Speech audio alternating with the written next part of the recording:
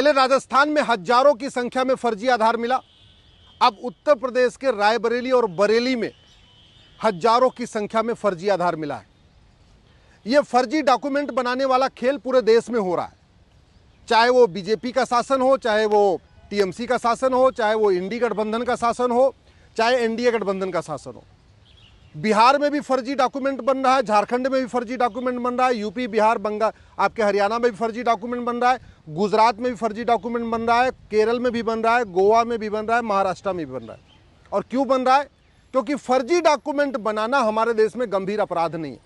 फर्जी आधार बनाना गंभीर अपराध नहीं है, फर्जी राशन कार्ड बनाना गंभीर अपराध नहीं है, फर्जी बर्थ सर्टिफिकेट बनाना कोई गंभीर अपराध नहीं है।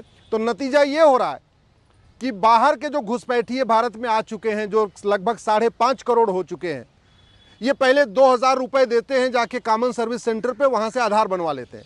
जैसे ही एक डॉक्यूमेंट हो जाता है फिर दलाल को पकड़ते हैं, 2,000 रुपये में राशन कार्ड बनवा लेते हैं। जब इनके पास 2 डॉक्यूमेंट हो जाता है फिर एक दलाल को पकड़ते हैं, नगर निगम से ये बर्थ सर्टिफिकेट बनवा लेते हैं। जब 3 डॉक्यूमेंट हो जाता है फिर एक दलाल को पकड़ते हैं, आरटीओ ऑफिस से ड्राइविंग लाइसेंस बनवा लेते हैं। जब 4 डॉक्यूमेंट हो जाता है उसके बाद फिर एक दलाल को पकड़ते हैं, तहसीलदार के यहाँ या एसडीएम के यहाँ, वहाँ से डोमिसाइल सर्टिफिकेट बनवा लेते हैं। और जब 5 डॉक्यूमेंट हो जाता है फिर किसी वोटजीवी नेता को पकड़ते हैं, नोटजीवी नेता को पकड़ते हैं, वो इनका वोटर आईडी में नाम जुड़वा देता है। और जब इनका वोटर आईडी में नाम भी जुड़ गया, 5-6 डॉक्यूमेंट भी बन गया, उसके बाद ये बैंक खाता खोल लेते हैं, जनधन योजना का लाभ लेते हैं, मुफ्त में सिलेंडर लेते हैं, मुफ्त में बिजली लेते हैं, मुफ्त में पानी लेते हैं, मुफ्त में मकान लेते हैं। इनके बच्चों को वजीफा मिलना शुरू हो जाता है, यानी केंद्र सरकार की सभी योजनाओं का लाभ लेते हैं, राज्य सरकार की सभी योजनाओं का लाभ लेते हैं। और उसके अलावा जो minority commission, minority affair ministry की सारी योजनाएं, उसका भी लाभ ले रहे। मैं बार बार कह रहा हूं, फिर कह रहा हूं, ये सांसद विधायक तू मैं करना छोड़ दें, बतौलेबाजी करना छोड़ दें, नारोप प्रत्यारोप छोड़ दें, ये बुद्धू और बुद्धिमान वाला खेल छोड़ दें, नूरा कुश्ती छोड़ दें, ये तू चोर मैं सिपाही वाला खेल छोड़ें और कठोर कानून बनाए। ये हाईवे बनाने से, एक्सप्रेसवे बनाने से, एयरपोर्ट बनाने से, बुलेट ट्रेन चलाने से भारत नहीं बचेगा। फ्रांस में, यूरोप में ये सब चीज़ है। हम जो भारत में आज कर रहे हैं, यूरोप में, फ्रांस में वो 30-40 साल पहले हो चुका है। इसके बाद भी फ्रांस भी जल रहा है, पूरा यूरोप भी जल रहा है। घुसपैठियों को निकालना है तो सबसे पहले घुसपैठ को देशद्रोह घोषित करिए, घुसपैठ को राष्ट्र की सुरक्षा के लिए खतरा घोषित करिए, घुसपैठ को देश की एकता अखंडता के लिए खतरा घोषित करिए, घुसपैठ को ऑर्गेनाइज क्राइम डिक्लेयर करिए। उससे फायदा ये होगा कि जो पुलिस है वो घुसपैठियों पे एनएसए लगाना शुरू कर देगी, यूएपीए लगाना शुरू कर देगी, वेजिंग वॉर की धारा लगाना शुरू कर देगी, देशद्रोह की धारा लगाना शुरू कर देगी, गैंगस्टर एक्ट लगाना शुरू कर देगी। लेकिन पुलिस चूंकि अलग अलग राज्यों की है, 1861 का पुलिस एक्ट चल रहा है जो मैकाले ने बनाया था, और उस 1861 के कानून के कारण पुलिस सत्ता की गुलाम है। तो उत्तर प्रदेश में तो फर्जी डॉक्यूमेंट को पकड़ती है, घुसपैठियों के ऊपर पुलिस कार्रवाई करती है, लेकिन बंगाल में नहीं करती, तमिलनाडु में नहीं करती। जहाँ जहाँ इंडी गठबंधन की सरकारें हैं, ना वहाँ धर्मांतरण कराने वालों पर कोई कार्रवाई होती है, ना घुसपैठ कराने वालों पर कोई कार्रवाई होती है। पंजाब देख लीजिए, इंडी गठबंधन की सरकार है, वहाँ धड़ल्ले से चंगाई सभा हो रही है और रोज धर्मांतरण हो रहा है। तो भारत को बचाना है तो घुसपैठ और धर्मांतरण, जनसंख्या विस्फोट तीनों को रोकना होगा। घुसपैठ और धर्मांतरण को राष्ट्र की सुरक्षा के लिए खतरा घोषित करिए, घुसपैठियों और उनके मददगारों पे एनएसए लगाने की कार्रवाई शुरू करिए। घुसपैठियों और धर्मांतरण कराने वाले मिशनरियों, जिहादियों के खिलाफ यूएपीए लगाइए। घुसपैठियों, उनके मददगारों, धर्मांतरण कराने वाले मिशनरियों, उनके मददगारों के खिलाफ वेजिंग वॉर की धारा लगाइए। लेकिन ये धाराएं तभी लगेगी जब पूरे देश की पुलिस स्वतंत्र होगी, निष्पक्ष होगी और 1 नेशन 1 पुलिस कोड होगा। तो प्रभावी कार्रवाई तब होगी जब पुलिस राज्यों के अधीन नहीं होगी बल्कि कॉन्करेंट लिस्ट में आएगी और यूनिफॉर्म पुलिस कोड होगा।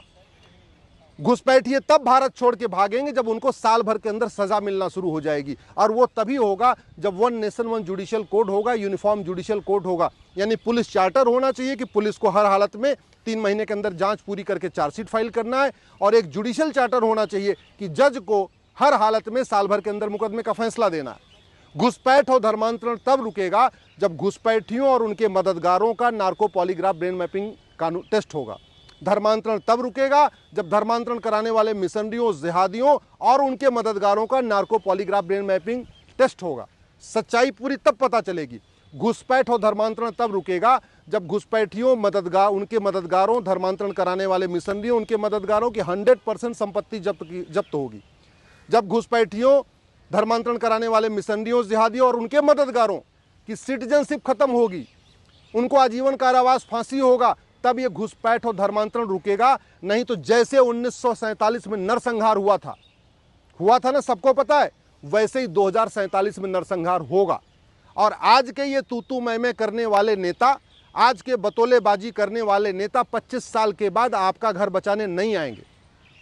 ये न 1947 में कोई किसी का घर बचाने आया था, न 1990 में कश्मीर में कोई नेता किसी का घर बचाने आया था, न जब सिखों का नरसंहार हुआ तो दिल्ली में कोई नेता किसी का घर बचाने आया था। जब अराजकता फैलेगी, मजहबी उन्माद फैलेगा और आगजनी शुरू होगी तो नेता तो अपने घर में बैठ जाएंगे, पुलिस उनको सिक्योर कर लेगी, पुलिस उनके घर पे पहरा देना शुरू कर देगी। अंत में फंसेगी आम जनता, फंसेंगे हम और आप, घर जलेगा हमारा आपका, बच्चों के साथ जो गड़बड़ होगा हमारे आपके बच्चों का होगा। जो बड़े बड़े नेता हैं इनको कोई फर्क नहीं पड़ेगा। और वैसे भी ये जो जितनी जातिवादी पार्टी खोल के बैठे हैं, भाषावादी पार्टी खोल के बैठे हैं, क्षेत्रवादी पार्टी खोल के बैठे हैं, कोई इसमें 5,000 करोड़ का मालिक है, कोई 10,000 करोड़ का मालिक है, कोई 20,000 करोड़ का मालिक है। ये जितने बड़े बड़े नेता हैं ना, जो बतौलेबाजी करते हैं, समाजवाद की बात करते हैं, अम्बेडकरवाद की बात करते हैं, पेरियारवाद की बात करते हैं, गांधीवाद की बात करते हैं, नेहरूवाद की बात करते हैं, जो ये 500 रुपये का कुर्ता पैजामा आपको बेवकूफ़ बनाने के लिए पहन के खड़े हुए हैं, ये 5-5 हज़ार करोड़ के मालिक हैं। इनके पास ऑस्ट्रेलिया में भी घर है, लंदन में भी घर है, विदेशों में इन्होंने खूब बना रखा है, अपना महल भी बना रखा है, फार्म हाउस भी खरीद रखा है। जैसे ही भारत में अराजकता शुरू होगी, आतंकवाद फैलेगा, मजहबी उन्माद फैलेगा, नरसंहार शुरू होगा, ये सबसे पहले अपने परिवार को लेके भाग जाएंगे।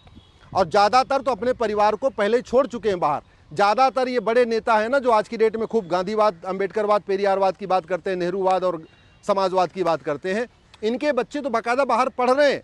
कई लोगों ने तो अपने बच्चों के लिए बाकायदा वहाँ पे फ्लैट, मकान, दुकान खरीद रखा है, उनका बिजनेस व्यापार शुरू भी कर दिया है। तो ये तो 15-20 साल के बाद छोड़ के भाग जाएंगे। फंसेगा कौन? आम जनता। जैसे जब 1947 में पाकिस्तान का विभाजन हुआ तो जितने मजबूत लोग थे, संपन्न लोग थे, सब छोड़ के भाग के आए। आडवाणी जी भारत आ गए, जेठमलानी जी भारत आ गए, मिल्खा सिंह भारत आ गए, गुलजार भारत आ गए, सुनील दत्त भारत आ गए, ऋतिक रोशन के दादा रोशन साहब बाहर भारत आ गए, अपना कपूर खानदान के जो थे पृथ्वीराज कपूर वो भारत आ गए। तो जितने एलिट क्लास के थे, संभ्रांत वर्ग थे, बड़े व्यापारी थे, वो सब अपना कुछ छोड़ छाड़ के पहले आ गए भारत में। फंसा कौन पाकिस्तान में? वो मिडिल क्लास, लोअर क्लास। फंसा कौन पाकिस्तान में? बेचारे दलित फंसे, पिछड़े फंसे, किसान फंसे, मजदूर फंसे, और आज उनको कन्वर्ट कर दिया गया। ऐसे ही 2047 में आज के बतौलेबाज नेता, आज के तू मैं करने वाले, आरोप प्रत्यारोप करने वाले नेता, ये 20-25 साल के बाद भाग जाएंगे। कोई इटली भाग जाएगा, कोई ऑस्ट्रेलिया भाग जाएगा, कोई लंदन भाग जाएगा। फंसेगा कौन यहाँ पे? आम भारतीय, किसान, मजदूर, पिछड़ा, आदिवासी, दलित, ये जो मिडिल क्लास के लोग हैं, लोअर क्लास के लोग, ये फंसेंगे और फिर ये बचाने नहीं आएंगे। इसलिए मैं आपसे निवेदन कर रहा हूँ, अपने अपने नेताओं को पकड़िए, उनसे पूछिए कि हमारा कानून दुनिया का सबसे सर्वोत्तम कानून क्यों नहीं है? हमारी पुलिस दुनिया की सर्वोत्तम पुलिस क्यों नहीं है? हमारी न्यायिक व्यवस्था दुनिया की सर्वोत्तम न्यायिक व्यवस्था क्यों नहीं है? आखिर दुबई में सड़क के किनारे अवैध निर्माण नहीं होता है, भारत में अवैध निर्माण क्यों हो रहा है? आखिर चीन में इतना भ्रष्टाचार नहीं है, भारत में इतना ज़्यादा क्यों है? आखिर हमारे देश में घूस लेके घुसपैठियों की मदद क्यों हो जाती है? चीन में तो कोई घुसपैठियों की मदद नहीं करता, जापान में तो कोई नहीं करता, सिंगापुर में तो कोई नहीं करता, अरब में कोई नहीं करता, कुवैत में कोई नहीं करता, दुबई में कोई नहीं करता। अपने अपने नेताओं से पूछिए कि ये बांग्लादेशी कुवैत क्यों नहीं जाते, दुबई क्यों नहीं जाते, अरब क्यों नहीं जाते, सिंगापुर क्यों नहीं जाते, भारत ही क्यों आते हैं? और भारत में आ रहे हैं तो घुसपैठियों की 100% संपत्ति जब्त करने, नागरिकता खत्म करने, आजीवन कारावास, फांसी देने के लिए कानून क्यों नहीं बन रहा है? घुसपैठियों की जो मदद करते हैं सरकारी बाबू, लेखपाल, पटवारी या जो भी हवलदार, थानेदार या नेता जो भी मदद कर रहा है, इनके खिलाफ कार्रवाई क्यों नहीं हो रही है? देश को बचाना है तो कठोर कानून की मांग करिए। बतौलेबाजी से देश नहीं बचेगा। आने वाला परिणाम, आने वाला समय बहुत ही खतरनाक है, बहुत ही दुखदायी है।